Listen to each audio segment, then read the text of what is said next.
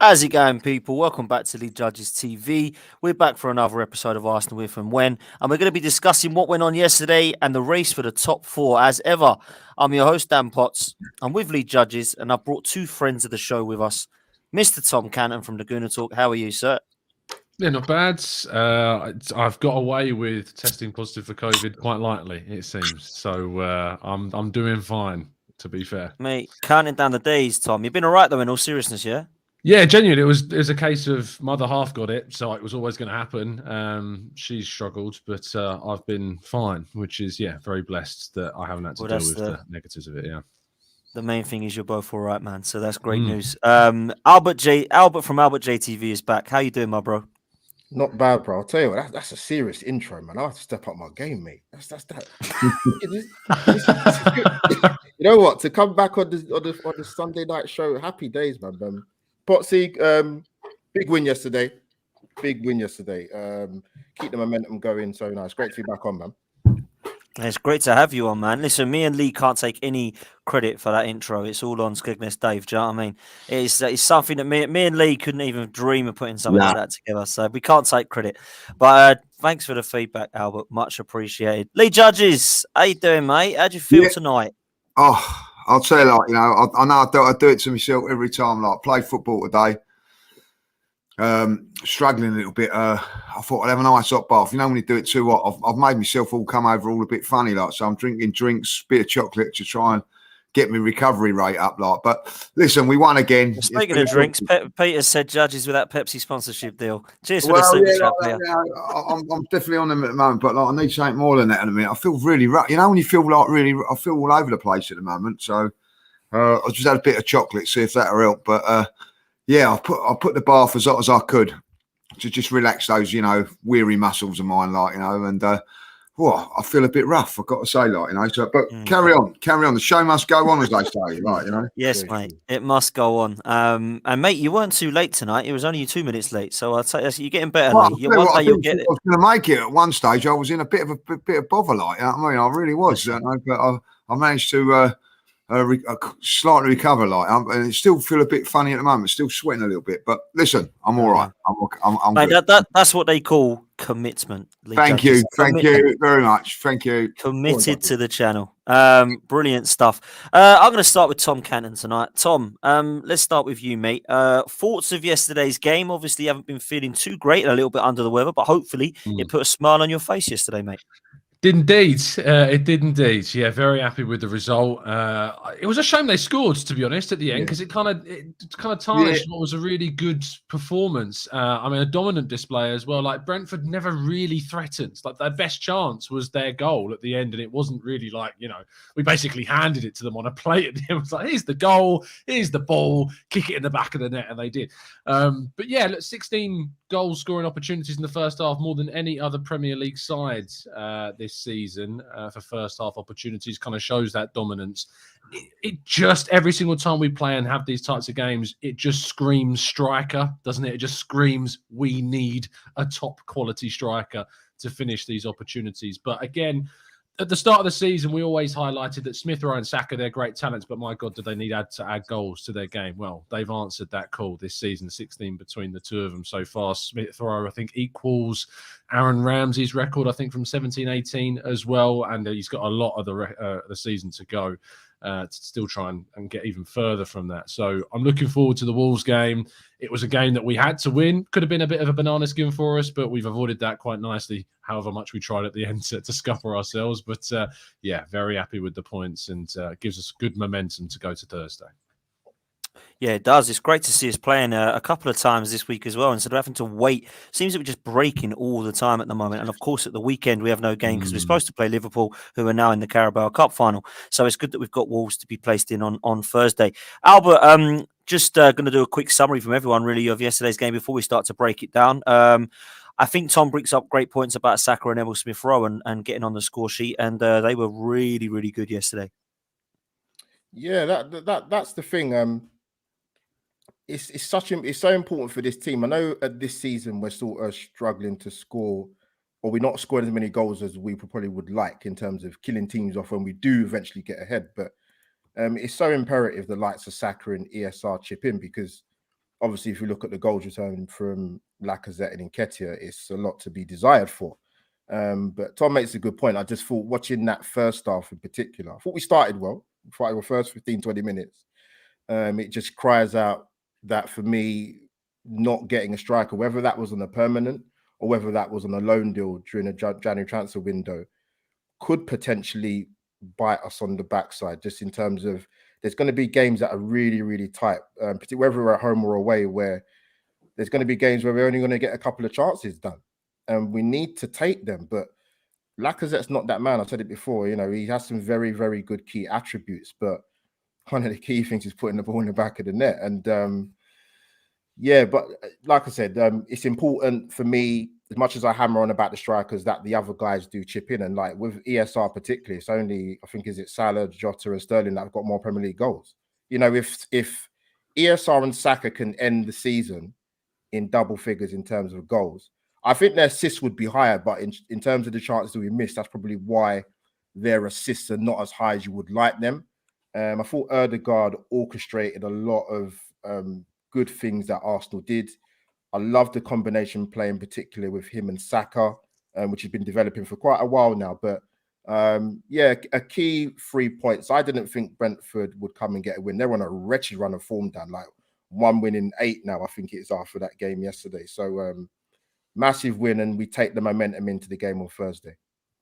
Yeah, 100%, man. Make up some great points there, Albert, as always. Lee, what were your thoughts yesterday, mate? Yeah, like some good, some a little bit worrying. I felt like watching the game at some points there, I thought, have they been working on how to break teams down? It didn't seem like it was the same sort of thing as Burnley. I will say this, though. I think that whether it was a striker, I felt that at times, it was the final decision making was a little bit costly for us. On 3 occasions, Ødegaard should have shot and he passed, and then the one time that he should have passed, he shot. So little things like that can be worked on. But in saying that, I felt that I'm gonna a bit worried going in at half time. Not gonna lie, I thought, this is gonna be, but the same obviously was said at half time. They stepped it up within 2 minutes. Lovely little ball from Lacazette. I think he got a little bit of criticism, Lacazette, yesterday, but he done some good things, some bad things. Mixed bag, if I'll be honest. Got the ball out to. I know this is where the game's crazy, isn't it? Because Lacazette puts out just a normal 20-yard pass out to Smith Rowe. He gets an assist for that because Smith Rowe does everything else and he scores. This is where, this assist a bit silly, really.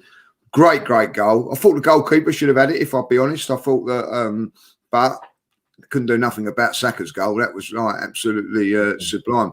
And I'll tell you what was good. The substitutions I thought were good. I thought that Pepe come on was lively when he come on. I like that when he come on. I like what he brought to the table. It looked a bit trickery and things like that. It looked like he was motivated for it as well. Eddie come on and worked hard.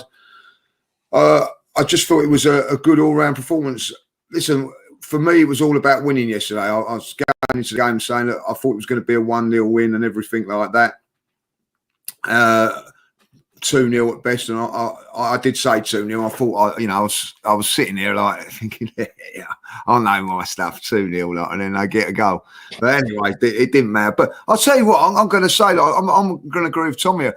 I know it sounds silly. We won the game. It was great. But I was a little bit disappointed we conceded that goal because I'm liking these clean sheets that we're getting. Yeah. But the other side of it, Dan, which was a good thing for me, is that I felt we managed the game well. We defensively, do you know what? A couple of years ago when we was attacking teams, every time I thought we was vulnerable to the counter-attack and, like thinking, they're going to nick one in a minute. I felt that we pretty defensively, I think we're a lot more solid than what we are. There is a real method to our gameplay going forward and defending. I think because of that,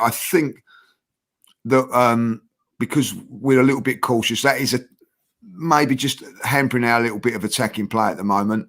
But I think it was a good performance in the end. Everybody done well. And listen, the weather and for fans to get to that game yesterday was horrendous. You know what I mean? Trains and everything there. So big up to the fans that made it, because I know that there are a couple of my fellas that sit next to me, 3 hours they was on the train to get to the game.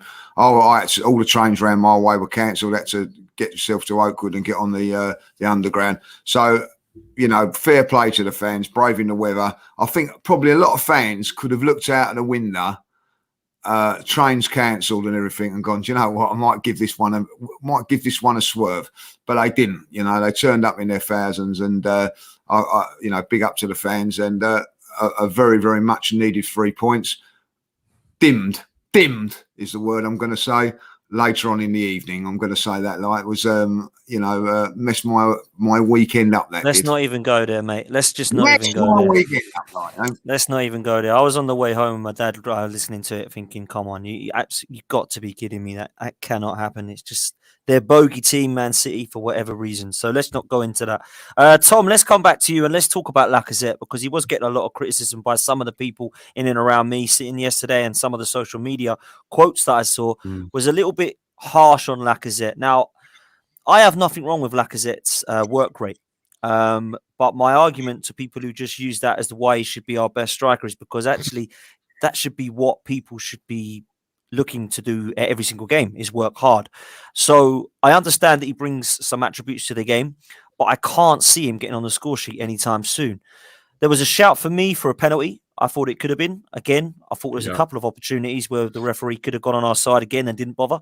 I don't know if he did or didn't look at that incident for a VAR for a potential penalty, but it looked to me as if Lacazette got taken out and potentially sandwiched, and it could have been a blatant penalty for me, but wasn't given. Luckily, it didn't cost us. But some of his play at the moment is frustrating me in terms of how deep he's playing, Tom, because I'm seeing Cedric and Tierney putting some balls in the box to absolutely nobody because we have no striker. Now, that might be down to some of the way that we play because he's dropping deep at the tip of that diamond. But actually, when you look at it, he's the guy that is the number 9. He's wearing the armband and he's on a hell of a lot of money. And I think on the most money, certainly on that pitch. So we need goals from him, Tom. So what's your thoughts on Lacazette's performance yesterday and in the last few weeks, mate? Well, tactically, I think the reason why he's dropping deep is in part, obviously, because of his stylistically. It's kind of the way that he plays. He wants to drop deep. He wants to get involved with the play. I mean, there was one point where he was the number 6 at one stage. He dropped so deep that he was playing alongside Thomas Partey, which was a bit mad. I think Arteta's shift to this 4-3-3, because we've moved away from the 4-2-3-1 with the out-and-out number 10. We're now playing with this kind of Partey as the clear number 6. Xhaka's playing slightly ahead of him, and Ødegaard's playing deeper in kind of this hybrid 8/10 kind of role. And that means that the space that's usually occupied by the out-and-out number 10 is no longer there. So Lacazette is naturally dropping even deeper than he does usually, which, can work. And I think Ødegaard's role, as Albert touched upon, is absolutely vital. I mean, I'm not taking Ødegaard off for anyone. He's so integral to the way that we play. He needs to play as many minutes as possible. But the negative is that at the moment, with the way in which we've got, say, a player like Granit Xhaka at that left-hand side 6/8 kind of role, the space occupied by, or would be occupied by, the number 10 means that the Lacazette is dropping deep. He should be taking the chances, though. He is still getting into some of those goal-scoring oppositions, and when he does, he's not taking those opportunities, and that's the big question. If we were sitting here going, he scored the one chance he had against Burnley, the massive one that went wide, if he scores the chance that he has, or if he stays maybe more on side in the chance that he has against Brentford in yesterday's game, then sure, we can talk about that. And when maybe we're not discussing how poor his form is. But the fact of the matter is he's not scoring. And then you look at Burnley and you see their 6'5" striker Wout Weghorst moved in January for 15 odd million quid. And you're thinking of all those crosses that we were pumping into the box and continue to pump into the box and seemingly have this incessant obsession with still crossing into the box. And I'm thinking, why didn't we go and grab a really decent backup striker like Weghorst for a fee that is minimal? And to be honest, if we get into the Champions League, 12 to 15 million pounds, it pays for Weghorst. And people will latch onto the idea of you wanted a 3-year contract and we don't want to tie ourselves in with a striker for 3 years that's 29 years of age. But I think if you're looking at the options for you are Burnley for 3 years or Arsenal for 2 years and you want to offer him that deal, I think he'd be mental not to pick Arsenal rightly out of the two, would he not? So I struggle a little bit to understand why we didn't maybe look at him as an option. And Artur Cabral, of course, who went to Fiorentina to replace Dusan Vlahovic. There were options for Arsenal in the January window, and I am still very critical of that fact that we didn't take the opportunity to go for one of those strikers that did move. But back to the point about Lacazette, I have huge concerns for the rest of the season. Would I therefore then play Martinelli over him? I'm not sure, because it seems the way that we're playing is actually kind of reliant on Lacazette being that link in that false 9 position. And I'm not sure whether Martinelli would do as effectively as he would. And I kind of like Martinelli in the wide positions because he gets him on the ball more. We've got options. I worry, though, if those options are a little bit too short. And if we don't get to top 4, I would put my life savings on the reason being that we didn't have that proper striker for the last 6 months. I think they're my concerns, Tom. You share them 100%. I think the lack of goals from that position is going to be a worry. And therefore, the only real explanation or the only real counter you have for that, or counter argument you have for that, is goals by committee. So if Smith Rowe and Saka keep doing what they're doing like they did yesterday, and Martinelli comes back and starts scoring, I'd love to see Odegaard chipping him in some more goals. I thought he was outstanding yesterday. I think that's the way forward. That's the way we get top 4. I'll come to you with a similar question, Albert. It's fine yesterday because we saw goals from other players. But does that position concern you, Albert, moving forward with Lacazette in that holding role? Oh, the striking situation at Arsenal, even when Uber was still here, was an issue for me.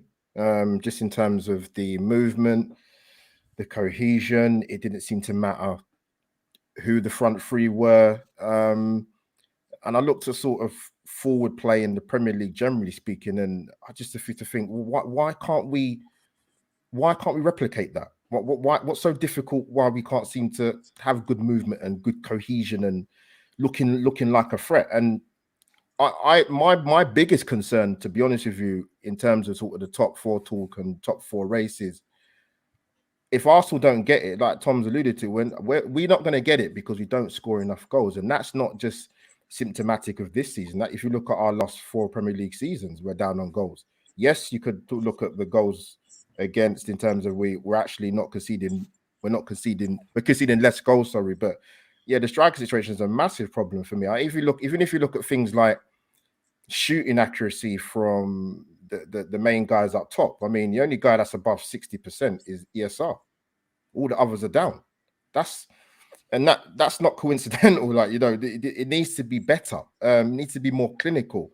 We've got it right. At the opposite end of the pitch, defensively, we look a bit more structured and there's a bit more solidity there. But going forward, yeah, it's a massive concern because, like I alluded to earlier, there's going to be the top 4 race is going to be very, very tight. It's going to go to the wire. The fact we're even in the conversation is a surprise to me because I wouldn't have said that at the start of the season. But we found ourselves in this position. And you know what? The clean sheets have helped, Dan, because as much as we don't score enough goals, keeping those clean sheets and scraping the wins that we have managed to do has kept us in the top 4 race. But I'll try and be positive, and obviously we've got a big game Thursday, but our massive concerns after we just don't score enough goals. And listen, he's got options, Arteta, in terms of, and I agree with Tom. I'm not sure if people talk about Martinelli down the middle or Pepe possibly going there, but it's difficult to fit him, Pepe, ESR, Odegaard in the same team. Someone's going to have to miss out, and you're not going to leave out Martin Odegaard. So, yeah, the striking situation at Arsenal has been a concern for a long time, and even more so because let's have it right. This is Arsenal's best chance in years to get top 4. Years. Irrespective of whatever United and the likes of Tottenham and Wolves are coming out. This is Arsenal's best chance. We've got 1 game a week. That's the advantage we have over the other side because they have other commitments in terms of Europe and the domestic cups. And if Arsenal don't get top 4 this season, it's a massive shame. Yeah, 100% it is, mate. And we are going to get into that because I do want to hear your thoughts on what's happening in and around us, not just at Arsenal. But Lee, let's creep to the striker just for a second. It looks at some stage you even brought it up like it was going to be a very similar first half anyway at halftime performance to Burnley where we just couldn't break them down. And I wondered if Mikel Arteta would change anything up, if we might have saw Pepe come on alongside Lacazette, or even if he did bring Eddie on, would he go more of a 4-4-2? We didn't really get to see it because luckily Smith Rowe and Saka did the business. But do you think that there might be a chance for Mikel Arteta to change things up with the likes of Pepe and Martinelli coming on to help Lacazette? Because it seems that he can't do it all on his own. Yeah, I think it's a good point. Let's look at the facts of it all. Like, if it weren't for Granit Xhaka's toenail, Lacazette scores goal, like, you know, and we wouldn't be so much having this debate. It was a, you know, very, very close call for the offside. Good movement. That's what Arsenal are going to be looking to do.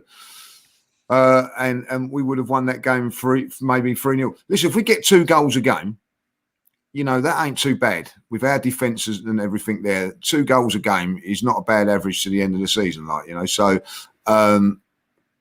I don't think it's too much of a threat. What was the 2 things that worried me in the game was the constantly crossing the ball with no one in there.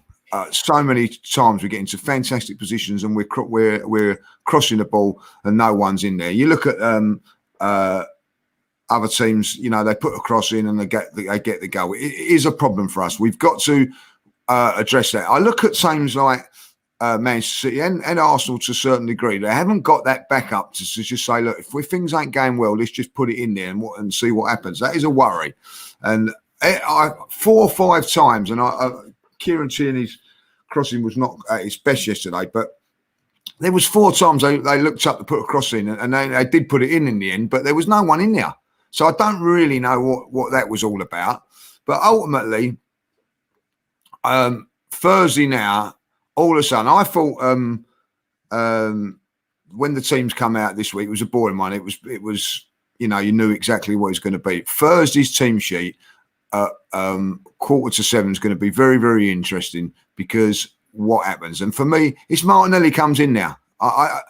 I'm sorry, you know, you're either bringing Martinelli back in and dropping Emil Smith-Rowe, or you're bringing Martinelli in to drop Lacazette.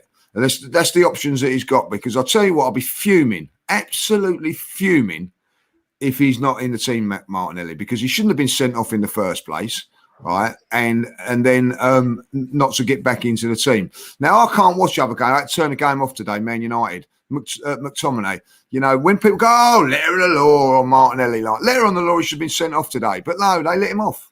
I can't watch other teams at the moment, like, but there's no letter in the law with us. It's straight in there, isn't it? Bosh, get it done, like, you know. I've had enough of it now, like, you know. So for me, Martinelli comes back into this team, and it's either in 2 positions. Listen, you can't drop Smith-Rowe after that performance yesterday. Man of the match performance, because he won us the game.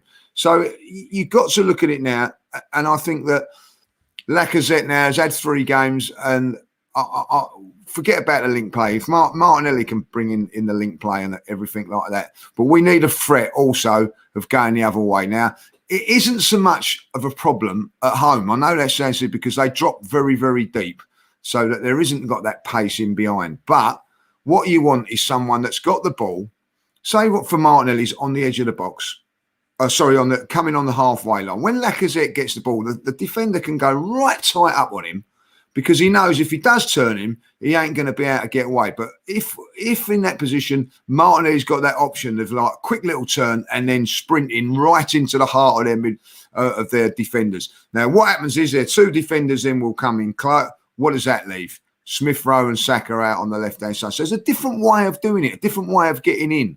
You know, like Partey done. When Partey drove down the middle, the 2 central defenders had to go towards him, and that left the space for Saka to get the shot. So why can't we do that with Martinelli? Just change it up a little bit, like, you know. And if things are not working, then you've got Lacazette to come on 20, 25 minutes to do that intricate little bit of stuff. Ultimately, Lacazette is not really and shouldn't be the main striker at this football club, as we all know, like, you know. So that's why I find it very, very hard to really criticise him, because he's been put in this position. It's not his fault. You know what I mean? Like, we've allowed this to happen. So for me now, this is a real big game on Thursday night, because I think that they're going to do exactly the same, but they're a little bit of a better team, obviously, like when you look at the table, than Brentford. So they will cause us a few problems.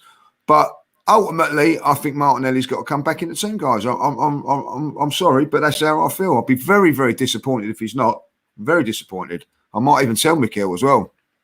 Yeah, well, now you know him, you can do, mate. Do you know Yeah, I mean? So, yeah, that's right. Tom, let me come to you. Let's talk of some positives, because there was quite a lot.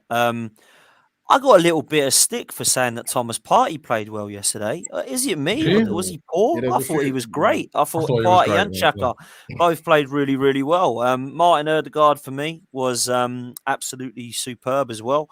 But what did you make of our midfield diamond? Because I thought all of them played pretty well, Tom. Yeah, I'm quite liking it. I'm liking this little switch. I mentioned it when we were talking about kind of the reasons as to why maybe Lacazette's dropping deeper, but I like this system of giving Partey he knows his job. Whereas before it was it was a little bit here and there. It was like, you come from Atletico Madrid, you cost 45 million quid. We know how good you are. Go out and show us. But actually, I think he's needed a little bit of structure to way in which he's playing. And I think that him being given this kind of number 6 role is really helping him see the best performances from him, which is great. Granit Xhaka playing slightly ahead of him, I think, works. I think it enables the left-hand side to be a lot more potent as well, because he's consistently feeding Tierney and Smith Rowe and Martinelli when he plays, of course, with those consistent passes. So that's really, really strong for us as well. But Partey, yeah, I don't know what it is, Dan, about the idea that it's weird to criticise or weird to praise. Either way with Partey, I see that, you can get stick either way. I think he's been deserving of criticism at times because he's had poor performances. But when he's been good, we had to sit here and say that he was excellent. I think it's been his best game since the Manchester City match, where that's probably his best performance in an Arsenal shirt, was that Man City game. But he was really, really strong again. Recovered the ball quickly. Recovery pace was great. Progressive passing, obviously set up Saka for the goal. And I think people kind of understate how important the timing of his pass was for Saka on the second goal. When you're watching it in real time, you're thinking, please just pass it now. But actually what he's doing is he's taking the responsibility himself. He gives Saka much, much less to do, because if you play that pass on the halfway line, Saka's then got to drive with the ball another 30 extra yards, and then it gives a lot more chance of, the risk of him messing up basically increasing. So Partey takes on that responsibility, drives forward, also draws another defender towards him, plays it to Saka in loads of space. He's got time to hit the ball, I think his second or third touch after he's received the pass. So absolutely fantastic performance from Partey, and fingers crossed that kind of performance keeps up, because that will be a big difference in us getting top 4 as well. Yeah, I think you're right, and I don't get why there is some hate on Thomas Partey. It doesn't seem that there's much of that hate in some of the other players, but it seems that Thomas Partey has been a flop at Arsenal, and I just don't agree with that at all. I hear all the time how he's not turned up in an Arsenal shirt, and I agree with you, Tom. I thought yesterday he was great. I thought he was superb against Manchester City, and I love seeing him play well, because I know there's a player there, and I saw it against many, many teams when he was playing for Atletico Madrid, and I thought it was a really exciting signing. So I hope that he continues to play well. But Albert, let's talk about Martin Odegaard before we move on, because I thought yesterday in parts he was really, really good and kept the ball really well. Another player I've questioned. I've wanted to see more from him. I've never thought he was a poor player, but when you see a player and think, go on, dude, go that extra mile and get that goal, get that assist. And he actually started to. I started to see goals for him against likes of Manchester United, Everton, and some of the goals. I think he went 3 or 4 games where he scored a goal and an assist. He started to drop off with that, but his play is he's so comfortable on the ball, and some of his passing is really impressive. And apart from me crying out for him to shoot in the first half where he passed it to Saka, which I just thought he should have shot, I thought he had a really good game and was a candidate for man of the match for me, Albert. Yeah, Judges made a good point. It was, I think, particularly not Martin Odegaard, but I would say probably mainly sort of the front 4 in terms of getting into advanced areas. Where the decision making at times was a little bit questionable, should I say? But Martin Odegaard is an interesting one, because I don't know if you guys agree, but in terms of like the social media aspect of it with Arsenal fans, it's very mixed, very, very, very mixed. And I look at it and I think he's obviously got ability. Do you know why, Albert? Because his name's not James Maddison. That's why. Yeah, Tom, don't even get me started on that. But no, you know what? He has. I didn't know too much about him, and I've made that pretty clear in terms of when Martin Odegaard sort of was the first loan spell, and obviously now he's permanent. But sort of looking at footage of him, I could see why some Arsenal fans were excited, because they say that thing, oh, he's Mesut Ozil, but he's got work rate. There's more of a willingness to get in the box and to add goals, which for me again is important. And Tom made the good point, because even being at the game yesterday, yes, you can appreciate the touch and getting into the key areas of the pitch where you can link interchange and link play, but sometimes when you watch it back and you see actually his movement and how he always looks to pass the ball forward.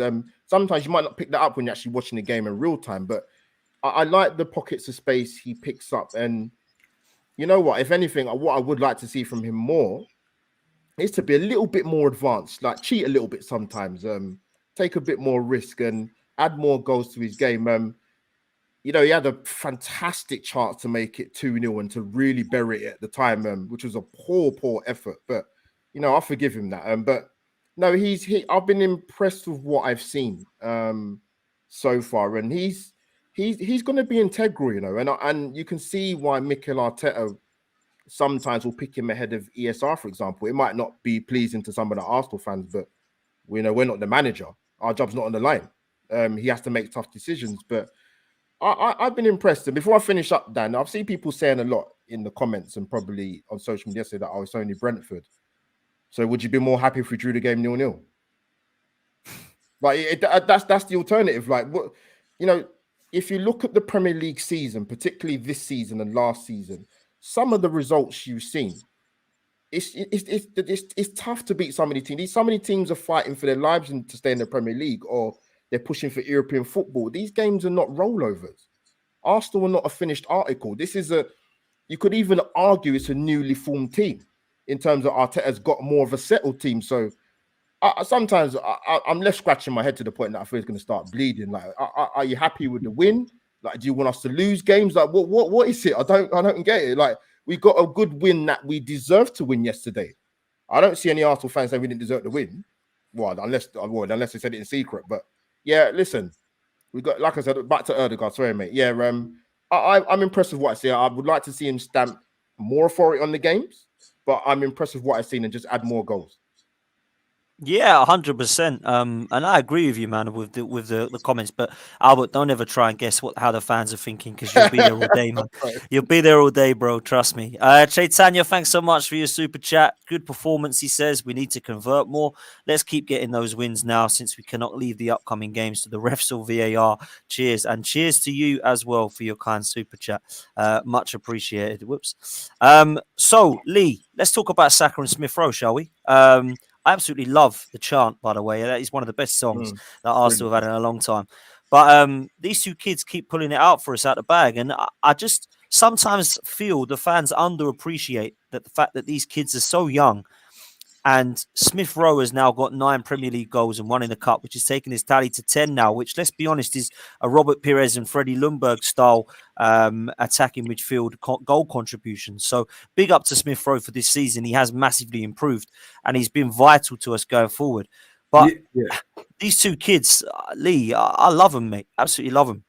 Yeah, listen, I think you've got to bring, you know, talking about Odegaard there, you know, Odegaard's not that old. I think he's just turned 23. Yeah, you know? 22, I think. Yeah, 23. At the end of it, you know, he's still learning his trade. So, but because I think that he's come from Real Madrid, everybody's expecting wonders of him and all that. I thought he played really, really well yesterday. And by the way, just got to say, it's the best dummy I've seen over the Emirates since I've ever been watching football. Like, you know, that dummy there. Even I thought, whee, that was absolutely sensational. Like, you know, so big up to him. I thought he was brilliant on the day. And do you know what? That shows me that he's got confidence to be able to do things like that. You've got to be really confident on your game to be doing that. So that's a good sign. Listen, these two kids, Smith Rowe and Saka, I can't praise them enough for what they're doing. You know, the worrying fact is it's those sort of youngsters that are taking us through. I'd like to see it from somebody else, but they are the icing on the cake of a very, very disciplined performance yesterday. I have to say that. You know, people turn around and go about Partey. I thought Partey was when it mattered yesterday, he stepped up second half. That's when it mattered. Our performance was much better in the second half because the likes of him and Xhaka stepped up. They give it the platform for the others to build on. And you know, Odegaard, and I've got to say, I didn't think it was Saka's best game yesterday. I didn't think he had a great game yesterday. I thought there was a couple of times he was harshly dealt with by the ref. You know, unbelievably. Like, there was one time when he got kicked 3 times and the ref said play on every time. It's just incredible. And then went up to him and tried to explain why he was an idiot, the ref. You know what I mean? I don't get it. But Smith Rowe and him kept it going. But Smith Rowe yesterday, you can't underestimate the first goal. The first goal is such a big, big thing. Once we got that goal, you could sense there was a relief around the ground. It took a little bit of magic. That sometimes is what you're going to need. When people turn around to me and say, "Oh, it's only Brentford and all that," these teams are hard to break down and beat. You know what I mean? You only have to look at Burnley the other day. You know, we're all criticising Burnley because we drew with Burnley. They've drawn with Man United. They've just gone and smashed Brighton. We couldn't do that to Brighton. You know, so there's no easy games in this Premier League. And one thing that these teams are, I don't care if they're Burnley, Brentford, Brighton, all that, they're organised. They know exactly how to work. And you've got to be able to work out a solution to break them down, because they're not going to come to the Emirates or any other big ground and just go, do you know what, we'll go toe-to-toe with you. They're not going to do that. You have got to find a way of breaking them down. I thought it was a good, comfortable win. That's why I think me and Tom were saying earlier on, you know, to concede that goal 2-1, on paper it looks like it was a tight game, but it wasn't really. It was a more comfortable 2-0. You know, 2-0 would have been a fair result, and you could say, right, we can move on from there like that. So I can't really see too much wrong with it. But these two kids have just got everything going from them, haven't they? Like, do you know what? I like their attitude, their work rate. They seem very, very grounded. That, you know, because I think that's the way Arsenal teach them. And you know, I don't know about you guys, but 1 minute I'm going, you know what, Smith Rowe's my favourite, and then the next week I'm going, I don't know, I think it's Saka. You know what I mean? Like, and then like, oh, Martinelli comes into that. I am enjoying the fact of watching these kids play and develop, and I think it's fantastic. I have to say, I think if I'm going to be really, I think the jewel in our Arsenal crown at the moment is Saka. I just think he's just got it all. Like, you know, I really do. And if he can add goals to his game, then we've got one hell of a player. And the last couple of games, he took his goals really well. You know, that was a fantastic finish, by the way. Not easy. He made that look easy. He made it look easy, you know, across the goal, textbook sort of stuff. And I'm just so pleased, you know. And you know, I'm probably just going to sneak to him as my favourite, but I do love Smith Rowe as well. I do like that little dummy that he made in the box, by the way. You know, that little shimmy. Oh, superb. Just absolute, you know, they're both as good as each other. They're both, the ceilings on these two are really, really high. And we're very, very fortunate to have them at the Arsenal. Yeah, we are, mate. And of course, you brought up Ødegaard, and we have still got Martinelli, who I absolutely love as well, and believe his ceilings is high. So it is exciting watching these Arsenal youngsters at the moment. And every time they're on the ball and driving forward, I do enjoy watching them. I can't lie. It is great to see. There's over 1,100 of you in the chat. Please smash the like button if you haven't done so already. Massive thanks to Lee Guller, by the way, because he sent a load of his subs over to our show to watch. So that's very kind of you. Thank you all for that, and welcome to you all. If you can hit a sub and a like on this video, it'd be much appreciated. One thing I want to discuss before we go into the top four race and bring up the league table. Tom, let's start with you. Yesterday, there was an incident where Lacazette came off and the armband was passed around. A lot of people giving Granit Xhaka a lot of stick. I am one person who has always questioned Granit Xhaka. However, I'm not going to give him too much stick yesterday, because I actually appreciated what he had done, or what he apparently had done, was handed to the armband between Nketiah and himself and Lacazette to Kieran Tierney, because he apparently was next in line to take the armband. And we have seen Granit Xhaka take the armband before when it hasn't been him for the first time. He has taken the armband a couple of times this season. What do you make of that? Very interesting for me, Tom, that. Yeah, look, I think it's a nothing. I think it's a nothing, mate. I'll be very honest with you. I don't think it's anything we need to really read into. My colleague Kai Karnak at Football London reported on this. I'll read out his tweet where he said, just catching up on the Xhaka captain stuff. For clarity, Laka was trying to give the armband to Tierney, who was preparing to take a throw-in but couldn't hear Laka shout. Laka therefore gave it to Eddie to give to Kieran Tierney, but Nketiah was told to stay in the centre-forward position by Arteta. Nketiah then tried to give the armband to Xhaka to give it to Tierney at that point, but the throw-in was about to be taken and Xhaka told him to hold on to it. Not a case of Xhaka refusing the responsibility at all, and a bit of a stretch to say that it's a lack of commitment or anything like that. It's just one of those things that gets blown out of proportion.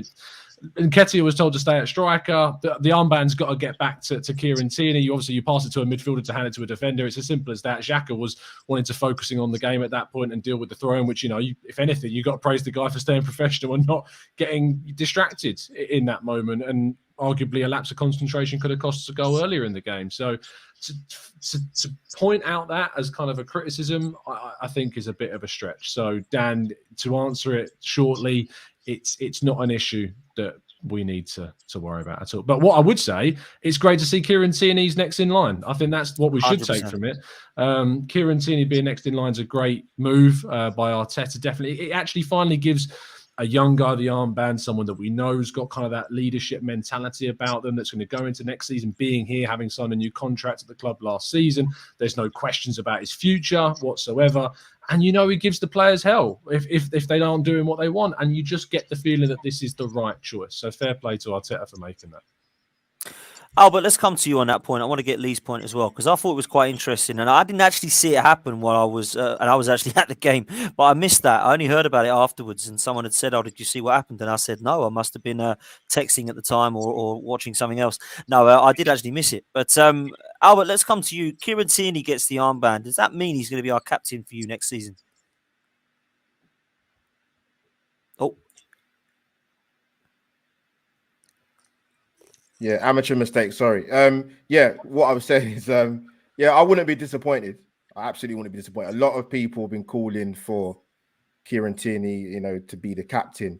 I think obviously the main thing they were sort of to and fro with is the fact of his injury record. But I was always under the impression, okay, if you're going to throw that at him in terms of the injury record, which is quite plausible, because if he's not playing, then how can he be leading the team out? But I kind of was on along the terms of vice captain potentially, but listen, I won't disagree with. I won't have a problem with the Scottish Braveheart being our new captain. Put it that way. And with the Xhaka thing, I was quite surprised that was even a topic. To be honest with you, I was like, come on, man. We just sometimes nothing ceases to fail to amaze me. To be honest with you, but it's not that big an issue. Listen.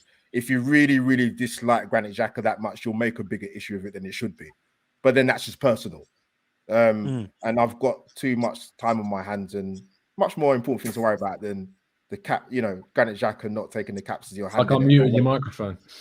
Yeah, very true, Tom. That's very true, Tom. Because how the hell are you going to hear what I'm saying? But that's fine. Now, it's much ado about nothing, man. Seriously, I was surprised that it even gained any momentum or legs, Dan. But if Kieran Tierney is a captain, listen, be happy days for me, mate. Yeah, 100%. Lee, let's bring you in on it. We've got a super chat as well from Scott Borg. Scott, thank you so much, mate. He says I wasn't disappointed. I don't ever want to see Xhaka wear that armband again. Kieran Tierney's the man to be wearing the armband, and I'm glad that Xhaka sent it there. Lee, what were your thoughts on this? And is Kieran Tierney a great shout for you for captain? Yeah, Tierney. Listen, I'm going to be honest. The last few, I've not been impressed with Tierney's performances. I think he's not been at the, he's doing okay, but he's not playing to the level he was last season. I'm going to be honest. That doesn't mean to say that he's been poor, but I just think like some of his crossing again yesterday was poor. But he's still a good leader, as what we've just said about, And I think the way the system's playing at the moment, I will say this with Tierney. Because I'm not criticising him as much. If he doesn't make that run yesterday, then doesn't score. For sure. So, sometimes it's not just about cross, but I just think his crossing has not been quite as good up to the standard that probably we expect. I think that's probably more of it. I probably expect a little bit more of him, if I'll be honest. But can I just come back on that, Lee, just quickly? Can I just come in on that, though? Do you not think that some of that has to do with no target man in the box from Tierney and Cedric's crosses? Yeah, a couple of times there, but there's a couple of times, and he put in crosses, and it wasn't that great, or he ain't getting the crosses in. Listen, I'm not having a go at him when I'm saying this. I just think that I know that. Yeah, I know his standard is. He was up there last season. He's just dropped down a little bit, but nothing major. I still think he's like the best left back we got, and defensively wise, I think he's very, very good. But ultimately, I think he is very much of a leader. And as I said, if he doesn't do that he done that run yesterday, and I don't care what anybody says about him. If you play football or not, he's made a 50-yard sprint knowing he's not going to get the ball, but he's doing it for the cause of the team. So I quite like that. You know what I mean? So he's a team player. That's what that tells me. He's prepared to put his body on the line for the team. So and he's always done that. Not a problem with that. The Granit Xhaka thing, like, you know, listen, he's had a bloody good game yesterday, and I don't care what anybody says. When he's playing in the team, we have more stability with him in the team at this moment in time. Whether people like that or not, whether you think that he's, you know, we need an upgrade, yeah, we do. But ultimately, in this squad, he is the best player we've got in that role. After that, it's probably El Neni. You know what I mean? So, you know. And we're looking to criticise him on. That's harsh on Lokonga, that is, Lee. No, I don't think. Do you know what? I'm going to say this with Lokonga. I don't think Lokonga's ready at this moment in time. And the role that they're playing, if you have a look at Xhaka and Partey, it's very disciplined roles. You know, like they go out to the flanks. They go, and when we've got the ball, they tuck in. And I just think that's, you know, I think that. Lokonga's got probably a little bit more to learn. You know what I mean? That's nothing against him neither. But ultimately, just I watched it yesterday because I actually see that and I looked at it. Is it a problem and all that? No, it wasn't. It would have been a problem if it hadn't gone to Tierney in the end, and like, you know, he just sort of chucked it on Eddie, and Eddie didn't really know what to do with it, like, you know what I mean? But again, I don't see why Lacazette couldn't have just gone over to Tierney and just give it to him anyway. I just felt that it was a little bit, I don't know, maybe a little bit time wasting or something from Lacaz's point of view or whatever. I don't really know, like, but I don't even think it was an issue. I looked at it yesterday and I didn't think it was much of it. Somebody said next to me, like, oh, he don't help himself by doing that, like, and I get that, you know what I mean? He should have just held on to it until whatever. But ultimately, you know, this is a bloke that's been stripped to the captaincy. So why would you give it back to him? Like, you know what I mean? And probably like part of him, he's thinking to himself, oh, I'm having enough of that, like, you know. So I don't know, like, I don't think it's an issue or whatever, like, you know. And what I can't understand about Arsenal fans at the moment, to a certain, like, you know, oh, it's only Brentford. Yeah. Oh, it's something negative about Xhaka. It's something like that. Bloody enjoy the wins while you can, because I can tell you what, when we don't win, you ain't going to enjoy them. I'm enjoying it. I don't care about anything else yesterday. I don't care about what the manager did or whatever. Like, you know, Arsenal won yesterday, and that is the main thing. Like, you know, and everybody before the game's going, oh, we've got to win this game. This is so important. We get these 3 points. Then we get the 3 points, and there's like loads of things going in and about and all that. Like, let's just see what happens. Just back the team, and that's what the fans done in the stadium yesterday. Look, listen, I get it. We all come on in. We've got to make conversation about it and things like that. But ultimately, so what if it's Brentford? If we beat Wolves, oh, is it only going to be it's only Wolves and they don't score a lot of goals? No, it's not an easy game. You know, we got, you know, I don't care if we win our next 5 games 1-0. I said that the other day. If we win our next 5 games 1-0, we'll be in there. And look at how things, look at Aston Villa at the moment. You know, they've had that little kick and now look at them struggling again, like, you know. So, and they've bought very, very well in the January transfer window, you know. So no game, every game's tough. I don't care what anybody says. And I don't. Did we enjoy that first 45 minutes on Saturday? I certainly didn't. Why? Because Brentford made it tough for us. Oh, yeah. You know what I mean? So like, I did, you know, actually. I quite liked it. you're like, you know what I mean? Like, you know, you're probably enjoying COVID at the minute then. That's all I'm saying about that, like, man. To be fair, I don't feel all that because he's got COVID. Hey, I've got COVID on my man. Like, I didn't get to the game on Saturday because I got this. Listen, I get what Tom's saying. You because there were certain things in that game, but like as a neutral, like a couple of my mates who at football today, one was a West Ham fan. He said it's impressive Arsenal yesterday what they done and all that. Like, I went, really? Because they've not got the same. I'm more worried about the 3 points sort of thing. They're actually looking at it and going, they've not got the emotion attached to it. They're detached. Yeah, they haven't got the emotion attached to it. So he's going, oh, you look comfortable. You're always going to win that game, like, you know. And I'm thinking, really? I thought, you know, at half time, I'm thinking I'm going to have 10 beers to get through the second half. But, like, you know, that I suppose that's the way it is, you know, like, and you know, we're looking quite comfortable. People said it was a good, comfortable win. So I get what Tom's saying there. But for me, the emotion of it all, I think, oh, no, we're going to drop 2 points. And then when you're looking, I don't know if you noticed at half time, Liverpool were a goal down after a couple of minutes of that second half. There was 0-0s all over. Crystal Palace, Chelsea got run right at the end of the game. No, they're not easy games. Watford beating Aston Villa. Who would have thought that? No, Burnley's result, exactly. Burnley's result, So you can't. There's nothing for granted. Take nothing for granted. I wouldn't be surprised, guys, if Burnley gets something against Spurs. I'm not saying they will, but it will. I wouldn't go, oh, that's a shock. I think they will. I think they'll get something personally. Oh, I love John Dice. Like, you can have him. You can keep him. I must admit, it is one of those. It is one of those league tables, isn't it? Where every game Richard, is 10 difficult. halves, then not points. 10 halves, Richard. Yeah, some of them had 10 halves. 10 halves, 10 half points. Absolutely, judges. Take him as a manager in the summer. 10 halves. So that'd be one. Like that one, Tom. Well done, mate. 10 halves. That'd be a good one. 10 halves. He would be a good one. Tom, let's come to you. What we're going to do, let's bring the league table up and let's talk about this top four, because for me, there's a lot of discussions around who's in it, who's not in it. If I'm honest with you, well, you will. If that's any consolation. Some of us can see. Hopefully the chat can see as well. Tom, I'm going to ask you to run us through what you think is and isn't possible in this table in terms of who is fighting for this top four and who you think is just not really in it. Because I'm looking at those clubs right there thinking all of them fancy a bit of a chance in terms of the inconsistency of everyone else. Look, as you said there, Dan, that's the word. That's the buzzword, inconsistency. Whichever team, and I think this is something you've mentioned before on both of our channels, whoever can be consistent in this second half of the season will get top four. If you can keep picking up points, keep grinding out wins, you will achieve that top four spot. And that's why Man United are starting to worry me, because even though they're not playing great, they're picking up wins. And that's frustrating. Spurs, it was horrible watching that game last night. It really was disgustingly horrible. However, what I will say, it's not some stroke of genius from Antonio Conte that Spurs beat Man City.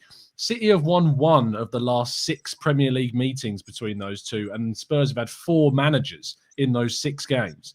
They have something over them. They're, in my mind, and I hate to give them compliments, but they're probably the best counter-attacking team in the league. And that's City's massive downfall, is they just can't deal with a quality counter-attack. And on the counter, Spurs could be so clinical, as we know all too much about. But everyone that you see in that picture there, Dan, is in the mix. Even Wolves, people may write them off, but they're having Pedro Neto come back. They've lost Adama Traore, sure, but Neto coming back for them is going to be massive. Jimenez is finding form as well. Neves is getting on the score sheet and getting the assists too. I thought they were great tonight as well, Wolves. They were really good. They were really good. And I was hoping that Leicester were going to grab something, but they just weren't able to do it. And it proves how big of a game that Thursday game is. And as Lee was saying a second ago, thinking like it's just Brentford. That win at Wolves was huge. Like I can't understate how big of a win that was. And it's just the frustration that they complained about the way we celebrated. We had a right to celebrate that, excellently, because it was a huge victory at Molineux to do that with 10 men. But in the context of what we're seeing on the screen, Man United look like, even though they are sitting in 4th, obviously they've played 3 more games than us at this point. If we win those games in hand, and that's a big if, because Wolves is one of them, Chelsea is another, and Liverpool is the other one. So realistically, if you told me that I can take 4 points from those 3 games, I'd probably break your arm off to get a 1 point at either Liverpool or Chelsea, because that would be a really big point for Arsenal in those 2 fixtures. I'd love to be able to get more, but I don't think that Arsenal go into those games expecting to get things against Chelsea and Liverpool. We hope that we can, but if we come out the back of those without a win in either of those 2 fixtures, it's not going to be the end of the world for Arsenal. So they're bonus points if we get them. Wolves, though, it's an absolute must-win. We have to win this game on Thursday. If Wolves win it, despite having played a game more, they will go above us in the table, and all of a sudden we'd sit 7th, and it's a hugely different scenario just off the back of one game. So we need to push forward. We need to hope that these teams mess up. As I say, Spurs at this moment in time, they're not a huge concern to me because they've just come off the back of 3 back-to-back Premier League defeats before City. And as we say, City do tend to struggle against them. So I'm hoping, as you boys have said, that Burnley can get a result against them. But we just need to focus on ourselves, in my mind. I wouldn't even be showing the players the table at all. I'd say focus on the next game, focus on what we need to do to beat Wolves, and then Watford, and then next team, and do what we need to do. Yeah, I think it's wise because there is still a long way to go. Over 1,300 of you in the chat. Please smash the like button and let us know in the chat where you think Arsenal will finish this season. Albert, Tom brings up a great point there about our games in hand, because you look at the table right there and you see that we've got 3 games in hand on Manchester United, but those 3 games happen to be Chelsea, Spurs and Liverpool. Very frustrating. But what do we realistically have to be looking at, like Tom says, points-wise, to give us a chance of going in the top 4? Or do those games not really matter as long as we win the other ones? Before obviously we come up against like you mentioned, the 3 games in hand. I sort of want to look at the games we've got coming up. Sort of Wolves, Watford, and Leicester, I think, is the next 3 in that sequence, I believe, right? Wolves is a tricky one, man, because since they've come back up to the Premier League, we haven't beat them at the Emirates. Good football inside. It was very impressive today. Neto's come back, but he's come back from a very, very long injury. Very good player. Daniel Pedence is a handful from what I saw today and has been. Yeah, they don't score a lot of goals, but they don't concede many. Dan, 18 they conceded this season. That's defensively they're set up very well by Bruno Lage has done a very good job there. But this is what concerns me, sort of me talking at the start of the stream in terms of, you know, there's some tough games in the Premier League without having to play the big 6 or the big 5 teams. And there's going to be games where you're not going to get a lot of chances, and we need to be clinical, man. Whether that's lack of find some kind of form from somewhere to put the ball in the back of the net.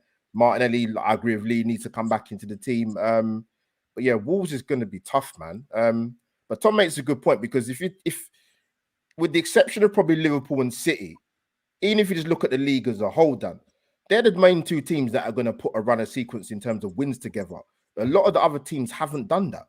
Hence the reason why you've got the race that you've got for the top 4. And it does go down to even Spurs. And like Tom makes a good point. That Wolves result was huge, man. Massive, massive, massive. And in that game, obviously, we kept a clean sheet. So it's going to be tough. I think the reason why people would say Arsenal are favourites is, again, we don't have any other commitments, Dan. We ain't got no domestic cups to worry about. So in terms of recovery time, and, you know, that's a key factor that can't be ignored. So I get that argument, but this has been a very, very topsy-turvy league, man. And, you know, Watford's going to be tricky. I know they're fighting for their lives, but they got some decent players that could hurt Arsenal. Leicester have had a bit of a free-for-all season, so I would be confident that we can actually get the result against them, even though they got some good players. But yeah, starting with Wolves on Thursday, that's going to be tough. I think we might just get over the line with that game. Just. I hope so, man. The way you're saying it, just. I'm like, oh God, come on, Albert. No, you're right, mate. I think Wolves are a very, very difficult outfit, and I think we've seen in the last game against them, and obviously today I was so impressed. Obviously, Tom makes a great point about Pedro Neto coming back, and I think that will be a huge plus for them. He's a very, very good player. Lee Judges, let's get your thoughts on this league table. I know there's a long way to go, but there looks to be the games in hand, which people keep talking about. Points on the board and games in hand. Everyone keeps changing their mind on it. What matters, you know? Forget about the games in hand. 3 games we got now. They're the 3 games. Must get 9 points from those games. Must beat Watford. Must beat Wolves. Must beat Watford. And then when we play Leicester at home, we will know Manchester United play Spurs that day. So one of them 2 teams is going to drop points. So it's important that when these teams in and around us are playing, we have got to win our games, and that's what we've got to do. We've got 3 games that are winnable. I don't care what anybody says; they're winnable. 2 of them at home, 1 of them away to a team down the bottom of the table. Now, Watford's going to be tough. As we said, it's not. Everybody's saying, "Oh, Watford's going to be tough." It's only Watford. It's not. It's a tough game. They're all going to be tough. But if we can get 9 points from the next 3 games, then all of a sudden the games in hand are bonuses instead of like, oh, we've got to go there and win. You know what I mean? Like, because at the moment they're tough games. I look at the Liverpool game. Liverpool game could be a really good game for us to be playing in, because they're going to come to the Emirates going, probably a draw is not going to be good enough, so they might have to take a few risks against us. So, and we could pick them off like we did, and play like we did against Man City. We're capable of beating anybody. That's a team, by the way. When Liverpool come to us, they're not going to sit back and defend. It's going to be a toe-to-toe game.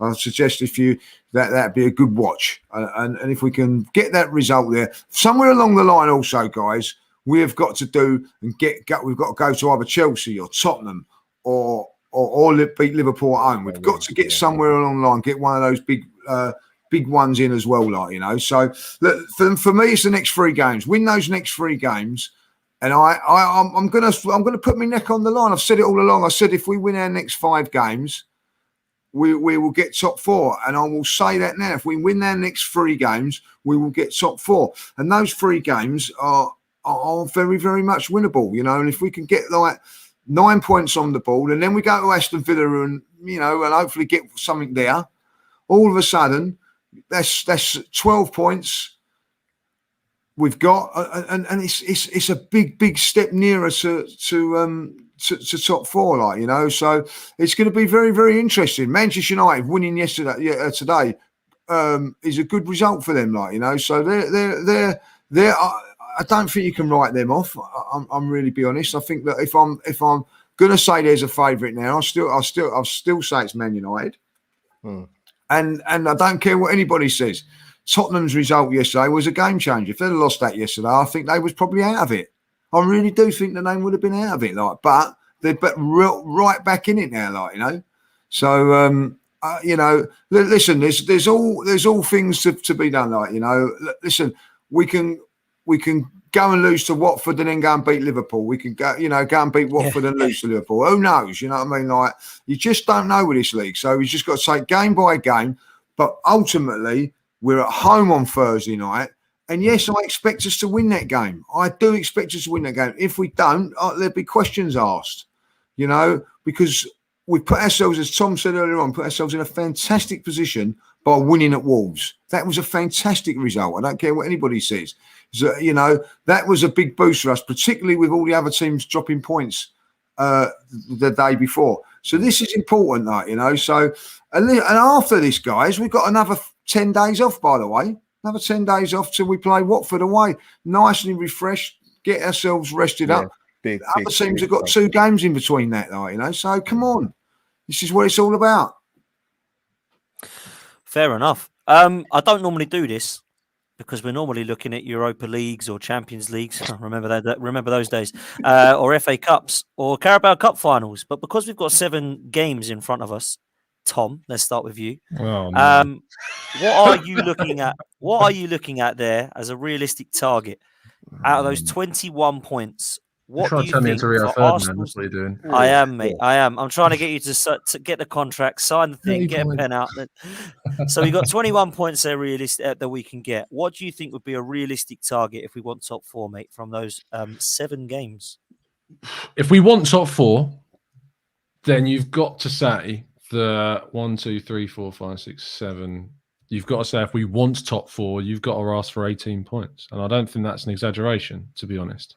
From 21 points, I don't think that if we get, say, 19 and we drop 2 points in a draw either against Leicester or against Wolves, and we beat the Watfords, the Villas, the Palaces, the Brightons, teams which, teams like United, Spurs, and Wolves and West Ham have dropped points to, then I think it sets us out. But if you're asking me if we want top 4, what do we need to achieve? Well, we need to achieve consistency, mate, and that's through winning games on the regular. And Liverpool come to our place as the best side in the league, bar City. I mean, and they're pretty bloody close as well. So it's not like I say I'm forgiving of a defeat, but I've had understanding if we don't get a win in that game. But I want us to beat Wolves and celebrate like crazy. By the way, I want a knee slide in front of all their supporters and then tweet out saying celebrating in the right way. That's what I want to do. Beating Watford, you can't really expect anything less than a win against the relegation side if you want top 4. Leicester are very poor this season because mainly because of the injuries that they're facing. I think if they had everyone fit, they would have been a force. It's not to say they're bad; they're just not as good because they are lacking so many first-team players. I mean, Vardy being out is massive, Fofana's being out is massive, and there's plenty more to go in that list as well. Liverpool, as I've already mentioned, Villa are a bit of a pretender side, aren't they? Bidding 30 million for Emile Smith-Rowe looks a bit funny now, doesn't it? But they're a side that wants to be where we are. They're a side that wants to be challenging for European places, and we need to try and put them back in their place. And there's this running narrative now between us and them. So we have to show that game. We have to turn up at Villa Park and do what we couldn't do, I think, in the last 2 seasons. We've not gone to Villa Park. Palace, again, another place we tend to struggle when we go away to Palace. I've sat next to Lee and watch him lose his mind as Zaha wins a penalty. And Brighton, we need to get revenge for that 0-0. We have to not expect, but we have to demand, really, if we want top 4, 18 out of 21 points, Dan. And significantly less than that. And you have to think we are our own enemies there. I'm going to agree with you, mate. I think we can, one of those, maybe a Liverpool game. It's going to be too difficult for us to take 3 points, but all the others I'm expecting to, because if we want top 4, that's what we need to do. Albert, is that too unrealistic for this Arsenal side? Oh, yeah, I love the optimism, Tom, and I do, man, but I'm not sure, I'll be honest with you, even I look at the Wolves game, right, coming up on Thursday, I'm probably wavering a little bit, Dan, to be only because we've not done too great against them. You know what? In terms of the first 3 games we've done, let me do that quickly. Sure. I wouldn't be too disappointed with 7 out of 9. I think that's actually more realistic with this Arsenal side. I generally do believe that. Liverpool at home, oh dear. I'll be honest. I would love to listen. I'd love to see us beat Liverpool in the league. It's been a while, but I think we might come out short in that game, Dan. To be honest, is that Villa away? Oh, that's going to be a tricky one. I actually think we'll win that one. I do think we'll win that. Palace away. I actually think we might get a point, mate, and we'll beat Brighton at home. I would say that was fairly realistic, Albert, to look at it that way. I think Tom's been optimistic, and I love it. And I think that that's what we need for what we get. Right, yeah, of course. It's another word. Well, I wouldn't say deluded, but I would say that it's very optimistic. So let's see where Lee Judge's head's at. What are you looking at there, Judge? No, listen, I agree with Tom. If we get 18 points from that, it's Champions League football. That's how it is. I think that.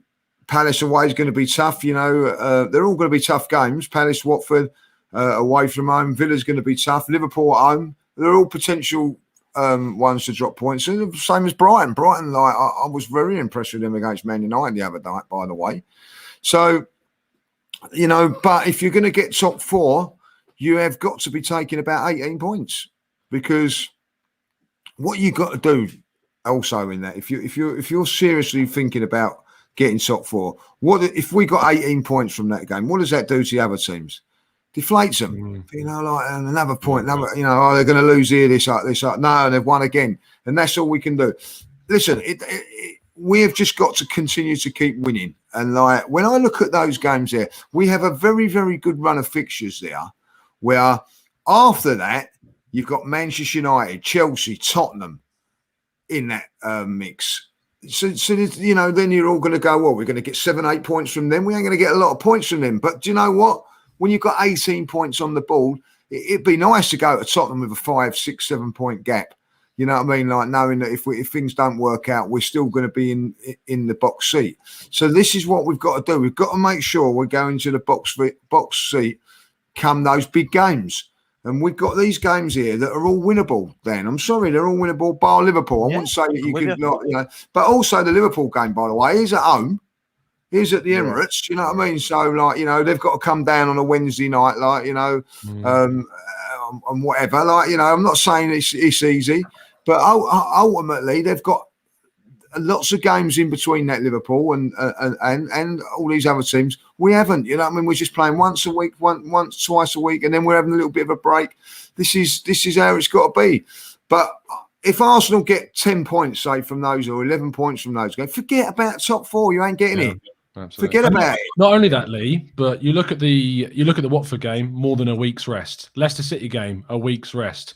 Crystal Palace game, more than a week's rest with the international break. Brighton game, week's rest. We haven't got midweek games between those. There's no excuse not to be fit and ready for those matches. Exactly, and that's the great point, and that's why It's there's no excuses for Arsenal not to be fresh and raring to go in these games, and this is what they took the gamble on. They're not going for a big squad. I get that because I look at that and if we have a big squad, with a big squad with no games, what does that give you? It gives there's unhappy players, so we've trimmed down the squad because we knew that we weren't going to be playing midweek games. So that ain't a bad thing, So and you can, like, injuries and that you can recover from a little bit more if you've got that week's rest and if you're not playing on top of niggling injuries or whatever. Listen, it's so important that there are games there. If you're a team like Man United or Tottenham, you're looking at and going, oh, they're gonna get 18 points from that lot. And hoping that they don't. I'm looking at that. If that was Tottenham's fixtures or Man United's fixtures, I'm thinking, oh, they might slip up against Liverpool, but all the others they're gonna win. So why don't I think that with Arsenal? Catherine, and a key thing after Wolves play us, they've got West Ham, so that's massive. They could be out of it by then. What I mean? So huge. Or one of them two. Listen, if we beat Wolves, right, and West Ham play Wolves, one of them two's out of it. If whoever loses that game, because West Ham are dropping a lot of and then if you're 5, 6, 7 points in front of Tottenham, say when Man United and Tottenham are playing, you're thinking, all right, come on, like let's get the nail on the Leicester one, and then we could go from there. But as I say, we could easily slip up to any of those teams. So that's the thing. Just take it game by game. Who put that silly 7 games up there, like, you know what I mean? So just one game at a time. One game at a time. Everyone does like to do this, mate. They do like to get carried away. And it is a good debate. It is a good debate. Yeah, of course it is. Couple of super chats just to throw up before we do finish. One of them's come in from Dat Boy Random. Thank you very much, mate. Great game. Jury's still out, though, for him. Aubameyang hat-trick tonight in the Farmers League, La Liga, Tom. No, I'm joking, mate. Aubameyang's got a hat-trick. One come off of his back, It's not great at the moment, is it? Let's be real. No, Aubameyang's got a couple of goals. I mean, there you go. Well, he washed up striker, scored a hat-trick tonight. There we go. The other one is from Harry Weston. I'd love for us to get Broja. Have I said that right, Tom? Broja? Yeah. Broja? Yeah, why not? That'll do. Got the height and presence as well for the crosses. Chelsea will want huge money, though. I think this is going to be a Tammy Abraham situation, isn't it? I can't see him coming to Arsenal because he plays for Chelsea. They're never going to let us have him. But I do like him. What do you make of him, Lee? Broja from I like him. I've been very, very impressed with him. Raw, but potential. You know what I mean? Like, so, I think that if we could get him and someone else, I'd be more than happy with that. Like, I like what I see. Listen, his form is why Southampton are going so well now, because they've got a focal point up top. And I'll tell you what, he's got pace, he's got strength, and he can only get better. There we go. What a way to finish it. We do need a striker. Somebody like him would be great. Guys, this has been a fantastic debate. I've absolutely loved having you three on. It's been fantastic. Thank you to everyone in the chat. Amazing chat room. Really interactive. Great seeing all the comments. Nearly 1,400 of you watching live tonight. Absolutely brilliant numbers. So please keep smashing that like button and subscribing to the channel as we bring more content. If you keep coming, we're going to keep putting it out there. So thank you all so much. Albert, big up yourself, man. How can people get hold of you, bro? Thanks for coming on. No, much pleasure. Love coming on with you guys, man. Feel like I'm at home. But no, big up to you. Big up to people in the chat, man. Very lively. But yeah, I've got my own channel, Albert JTV. Southeast London red carpets, I like to say. But yeah, the aim is to get to 1K before the end of the season. So let's push it and see what we could do, people. Absolutely. You heard it. If you love Albert like we all do, go over there and subscribe and like to the channel. Tom Canton, Gooner Talk, what are you up to, man? Yeah, 8 a.m. shows every single day. Still, look at that commitment. Poor Tom. Yeah, madness. Even when the windows close, we're doing 8 a.m. shows. It's mad. And do reactions and stuff. Myself and Harry Simeon do a weekly show as well, alternating on our channels, which I know so many of your chatbots love myself and Harry Simeon, so they will love to join us for that. Absolutely. So make sure that you do. But before you do all that, do go over and subscribe to Albert because he's so close to 1,000. So get him there. Get him that 1,000. Can't wait to meet you, Tom. Thanks, mate. I mean, it would have been this weekend if it wasn't for this silly virus. Yeah, it'll happen, Tom. It'll happen. It will happen. And make sure you've gone and done that now to Albert JTV. Great content and a great guy. Lee, thanks for everything, mate. To be honest, I hope you feel a bit better, mate. Yeah, no worries. I feel a little bit lethargic. I've got to say, like, I'm going to go straight to bed after this. I've gone too mad on the hot bath today, like, you know what I mean. But have a shower, man. Have a shower. Yeah, you've got, you know, my age, Tom, you've got to soak those muscles after a hard game. You know what I mean? You've got to do it, like, you know. So, Gaffer, try an ice bath, mate. Well, an ice bath, yeah. Just as I was finishing my football, they come in, like, I'm fucking glad they did, because they were awful, like, you know what I mean? Like, yeah. Whew. Lost me Willie 6 times, like, you know what I mean? Joke, like, Jesus. I think we'll end it there, shall we? Let's end it there. We'll be back tomorrow night on the same old Arsenal at 7:30 if you guys want to come over and have a chat with myself, Lee, Craig and Graham. Until then, we'll be back on Lee Judges TV next week, and we will see you in the week for some more content. Until then, up the Arsenal. Take care of yourself. See you next time.